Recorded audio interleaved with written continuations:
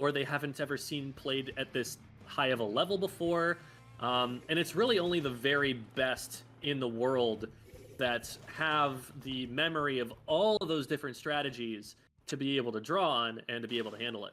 So, interestingly, we have 2 brushes on the map. We also have a Squiffer. We have a Squiffer and a Nautilus. We're seeing 2 other kind of mid lanes. We got the first kind of semi-charger class already getting a pick off of Red Shell right off the get-go from that down shot. What a very quick shot from the Squiffer there. And the Nautilus making an appearance, even though we've seen like it's got the point sensor and the rain, it's able to spot out the front lines. Both teams have their own kind of brush. This Squiffer is doing a really good job at just kind of securing bridge. Did have to drop down there as it looked like the splash was coming up to attack. But Red Shell being the only one left alive there. And Robbe and Tomodachi able to try to make that first push as Whale is going to appear from the brush. And they're just trying to secure these corners, finding the members of Tempest, which are respawning back in here. And it looks like they are doing a good job at finding that as they opt to take the right-hand side checkpoint. That looks like a crab is able to pop out there and does get a pick on that brush. The Nautilus just kind of surviving there out of the booyah. And finally the Tempest is able to defend successfully. But what a strong opening push by Robbe and Tomodachi. Yeah. I kind of like the Squiffer actually going into a brush in that, with the Charger, you always just have to hit your shot.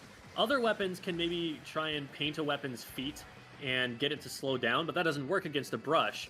So who is it that's going to be used to actually hitting that shot point and like directly, accurately every time? A Charger player. They're not going to count on painting people's feet. They're just going to have to hit it. So that is something that the brushes are going to have to be careful about, is weapons that are going to play around that one-shot sort of philosophy. And the Squiffer does seem to be doing some work here. I'm surprised that we've seen as few long-range chargers in this tournament so far. Maybe people are just like, let's play what's fun. Maybe that's part of the idea. Because I do feel like there are some positions here where people could have gotten a lot out of a longer range charger, given that there are fewer crab tanks they're going to have to deal with, given that there's just a lot less of the meta options. But it seems like, they don't need that extra range here, that they're able to make it work. And the push is going even further here. They jump onto the ramp. That's huge points. Everybody, whenever you have a ramp like that in Rainmaker, don't run all the way down to the bottom of it and swim all the way up. Just jump across the side. It gets you points a lot faster. And it's also a lot safer because you're going to be behind cover right until you get up to that point. Great example of it there, jumping from like 36 to 19 very, very quickly. And it's not over yet. Wait, they grabbed it again. It gets stopped, but there's a Booyah Bomb that's going to land on it. They could keep this going. The pop is definitely going to happen. Are they going to be able to grab it and get it up? They get it to 6 before it's stopped again. And that probably will actually be the stop here. All they have to clear out is this Squiffer. Squiffer is getting a pick, though. Right now. Takobon is not to be moved. They are anchoring. They're anchoring, but also holding forward at the same time. And I think the reason why people aren't picking these more like ranged Splatlings and ranged Chargers is because they want to keep the quickness. The difference between like the two games is they're just continuing to go. This Squiffer is going insane, but they want to keep that quickness. They have less time to charge. They still have that one shot with the Squiffer. They've got a bubble to protect them. It is a solid kit to still be that aggressive kind of charger class, and can just keep kind of holding forward and still yet stay back and keep the mid-range for their teammates to come back in just to keep that pressure holding forward. And you can see that was playing out for Robbe and Tomodachi as they continued to push it little by little. They did manage to get the 6, and now Tempest here, they have a couple specials online. They have the Zipcaster, they have the Crab. There goes the Crab, and we can see there's a lot of bombs and sloshes from this machine able to pick off that Crab. So it's just the Zipcaster still ready to get used here, but it looks like the Nautilus getting picked up from the other side, and we can see that they're just trying to stall the Rainmaker out in mid here. I almost thought they had a clear path there, but I saw that Yoshi was in the way at the very end. 30 seconds left to go. Tempest is kind of gonna get trapped in behind here, as we can see Zero with the Crab just keeping them back as far as possible, and it looks like Robbe and Tomodachi are going to stall this up on the top left corner where they have a bit of a wall to protect them. They have members around from the bottom and up top, but Red Shell using the Zipcaster just to try to get the Rainmaker able to stop it finally, but they have to pop it in order to be able to pop it and grab it and to be able to go. It's just the Squiffer left alive. Squiffer's up, but they didn't grab it. Oh no, Tempest didn't grab it, and instead they made just clear space enough for the Squiffer to drop and grab it. Unfortunate that the shots didn't land from that splash there. Yeah, I have to think that that's a little bit of a mistake there. Like, you see that there's a player right above you on the ledge. You know you don't have an angle on it, and the Rainmaker's right below. It's an end the game button if the opponent reaches it. I feel like you have to pick up there. Even though you don't like the 1v1 between the Rainmaker and the Squiffer, it's better than just losing the game right away. Tempest was really having a hard time staying alive in that game. They just kept on running into fights that they were losing in the one-on-one. And you know that it's rough when, you know, your splash can pop off, get a triple just by themselves, pop a crab tank on the enemy bridge, and you can't even get past mid from that. 95, I think, was the final score remaining for Tempest there. They just got completely shut out. Most of the game took place in their own base. So they're going to need to probably maybe group up a little bit more, try and take some safer fights. Maybe just, you know, not dial their mechanics up a notch. Because right now the fights have not been going their way, and if you're just getting beaten those fights, the objective is not going to be playable, which is basically what happened there. 5 points is basically nothing. They basically did not touch the Rainmaker that entire game. Yeah, they didn't really get very far. The biggest thing there, again, was like the quickness and constant pressure that Robbe and Tomodachi had. They were winning the fights below, getting a lot of just finishing off the splats before they got cover. Like, there was a couple good moments from the splash on Robbe Tomodachi's side. Names are escaping me. That where they would kind of jump in for a fight there, and then just as they were jumping around behind a corner, their shots would still come out before they went around the corner where the wall would block it. And I was just like, that tracking and precision was just crisp, and they were able to just take those fights there. But even at the very end, like, Red Shell really did try to stop that Rainmaker, gave the opportunity there, and did actually make that time for overtime. It's just unfortunate that Tempest couldn't quite get that there. The Squiffer, the 1v1 there, just the shots did not come out on time. But yeah, we see all this pressure coming out from Robbe and Tomodachi, and the counter pick has been Clamblitz on Museum. So Tempest has seen all this forward pressure, and I think they're trying to do it in return. But as you said, they just could not quite stay alive, and now they want to try to flip the switch here. If they can turn that extra pressure back around on Robbe and Tomodachi. Yeah, this is interesting because this is a map mode. Granted, there are multiple ways into the enemy plat on this map mode because you have the block on the left, and so maybe they're planning on playing around that. But the middle of this map is wide open. There are a lot of really wide open sightlines here.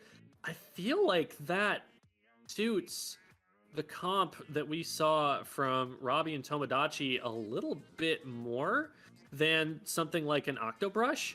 Like, you're looking for flank routes, right? You're looking for different ways into the enemy side. And you've kind of got that here, but they're also massive choke points. It's not the hardest thing to clog up. So I'm interested to see how they're planning on playing this from the macro scale.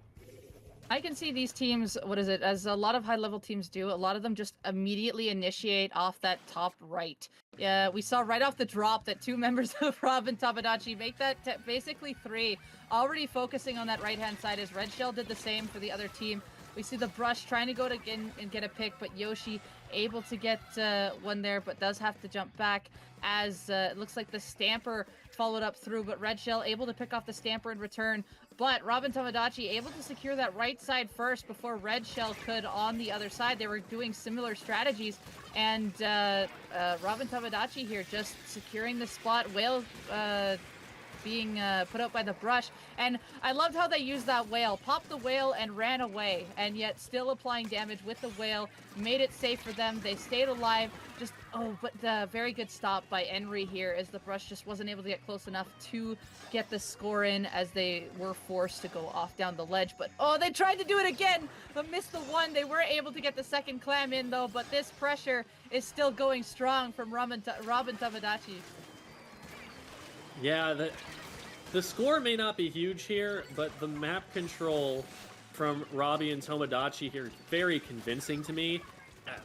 Oh my goodness, they are so deep in the enemy base. They're just waiting with a power clam. You almost never see this in competitive play because of the pace of play, but they were able to just clear the enemy team out so convincingly, so decisively, that they could just sit there and not have to do anything during all that time and wait for the power clam to be able to come in. Tempest just needs to figure out a way to get off their plat, because they can take fights decently from their plat. They're getting picks here and there, but they're never able to gain momentum off of that. They're never able to stay alive long enough that when they get picks, they can actually use them. So like they've got, a couple of picks right now. They're up in numbers. They're going to try and throw some specials out there to see if they can get something going, but nobody goes in with the Booyah Bomb. The crab tank gets popped on the right. It feels a little bit disjointed here. They don't feel comfortable pushing into mid, I think. The machine here is just playing really patient as Red Shell and Yoshi opted to try to take a fight on the right, but Robbe and Tomodachi was able to capitalize on that better than the again another missile, but able to go in and get it. Just underestimating the throw distances here towards the clam goal, but they were able to break it, and it looks like there's people on the backside of spawn here, and Red Shell is kind of the only ones able to kind of duck around here and get a couple picks here to lead the team, but I can see the disjointment here, as it looks like a member from Tempest is going and getting a fight. They end up potentially trading, but it's always just slightly a bit late before the second member of Tempest can come in and join the fight. Meanwhile, on the other side, Robbe and Tomodachi actually capitalizes on that. They'll catch this one person out and then get the tag team fight sooner than Tempest is. And that's why they're able to take control a little bit better here and stop Tempest in the aggression that they want to try to do. It's because it seems like they're holding Tempest back, and they just aren't just applying kind of the same fire that Robbe and Tomodachi has right now. Yeah, it feels like maybe Tempest is trying to rush their pushes just a little bit, where before they have the paint control, before they quite have the specials, or rather the special coordination, I would say, because they have specials they're going in with, but sometimes they're going off at different angles. They're not getting a lot of value out of them. It feels like they're going in just a little bit too quickly and not getting max value when they push in, and that Robbe and Tomodachi are really doing a good job of identifying, they can just back up and not be under a lot of pressure. And that way they're only really giving up the enemy plat. They're never giving up mid. They're always in the enemy team's base or knocking on the door of it. That map control you see right there tells the story. There's a lot of purple ink around all the way around on the map, but it was never really fully cleaned up. It's never homogeneous pink ink that you're seeing there. There was always more yellow around it, and so that cut off their movement options, that made them more visible. That made it so that the pushes that they were trying to make in weren't going to be as successful. So definitely a lot to look at there, I think, from the perspective of trying to push back in and trying to break lockout. Because I think that's where Tempest is really struggling the most. They're relatively even, I think. Like, I think that in terms of mechanics, they're winning fights maybe a little bit less. But what I'm seeing here is that the fights that they're opting in for are much less advantageous fights. They're trying to get more space than they really have rights to. They're not getting the paint control. They're not doing due diligence. Maybe a little bit of, I don't know if it's lack of discipline or if people have different ideas about where they want to go and there's a lack of communication there. There's something a little bit off about the way that Tempest is trying to get off their plat, because I feel like they definitely have the tools and the skill to be able to do it. There's just something that's not quite clicking there. You never see, even in a game where the other team is pretty strong, at top level, you never see a team that's just not scoring at all like this. Yeah, no, and we could. There was that one moment in play there that I even caught. We actually had the machine on Tempest point of view. Like I said, where we saw Yoshi and Red Shell going for a pick on the side there, and it seemed like they had the idea where they wanted to go in. They found that fight that they could take, but there was still that what is it? That crab was on top mid from zero, stalling out, so the machine was kind of spaced away from it.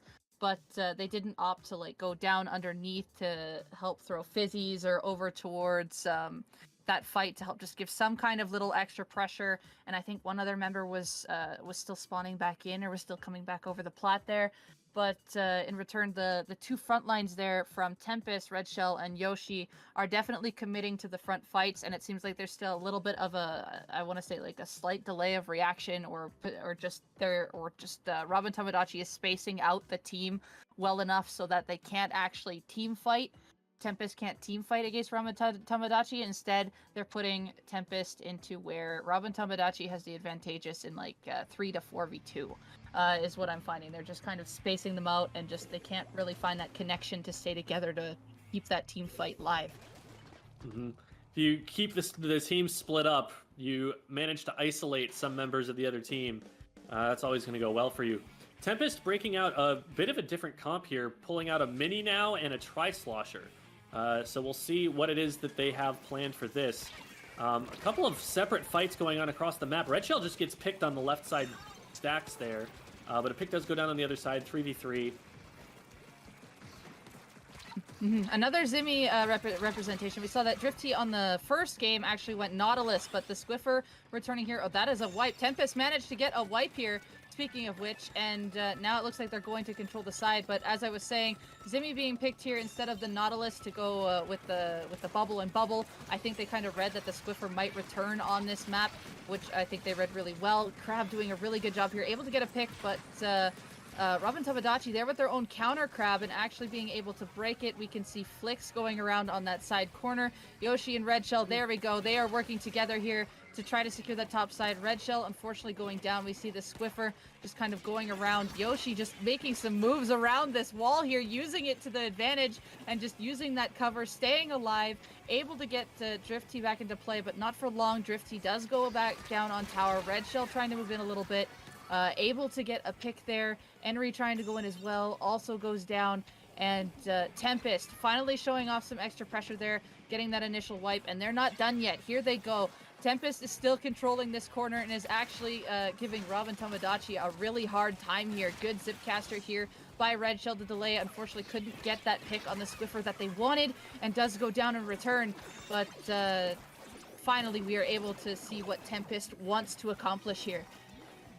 Yeah, they know this map mode really well. This is something that they had a lot of practice on in the Splatoon 2 days, and it's something that I've always seen them play, standout games on. The thing is, they did not clear the second checkpoint there, and that is a major litmus test of whether they're going to be able to win on this map mode. The second checkpoint is the hard one. The second checkpoint is the tough one to get to. And yeah, on that first one, they're going to get a faster opportunity to get through that second checkpoint because now they've got that check cleared. But the second check is really the one that determines, who's going to have the lead, who's going to have the advantage here. And right now, it feels like it's taking a lot less effort for Robbe and Tomodachi to get up here. They've lost a lot fewer players. Tempest is still 2 down, so there's still a push available here. I'm a little bit nervous for Tempest here. Their defense is going to have to hold up.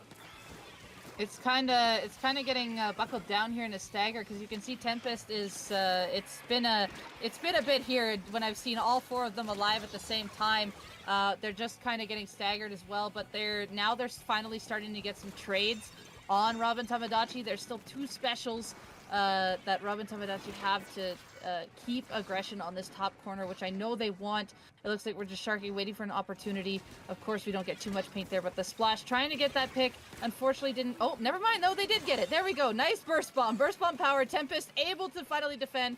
Got that wipe again on Robbe and Tomodachi, and now look at how fast they're moving up. This is what all the top teams like to do. As soon as you get that advantage, you want to take control of the area that's most important. You see Yoshi and Red Shell moving directly up. We see the Crab out on the bats, getting a very good pick underneath the attic there. It looks like 2 members on Robbe and Tomodachi do go down.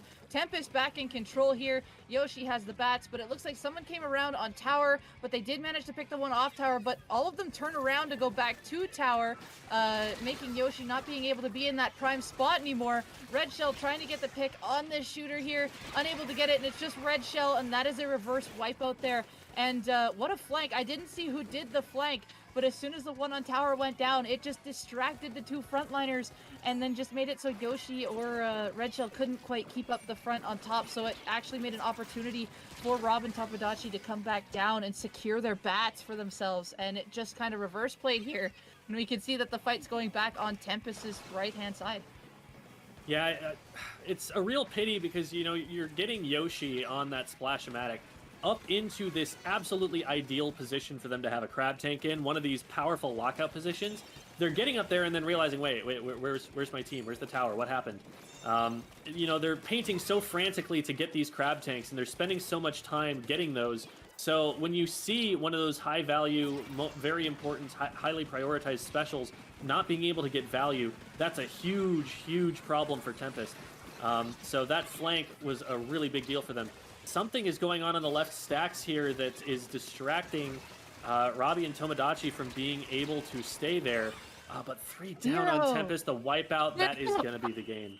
They're not even going for the tower. They're just going to stand still. No, they're just going to dance a little bit after that little victory there. And that one-on-one with the splashes there, you could just see where the shots were firing. It's just like you play that back in slow motion on the side there, and I imagine just on the other side, just like, oh, I just aimed a little too far to this side and just couldn't quite get it. But even just shooting blindly through what was in the way there, I can't remember what it was, but just shooting blindly through it, still staying in the fight.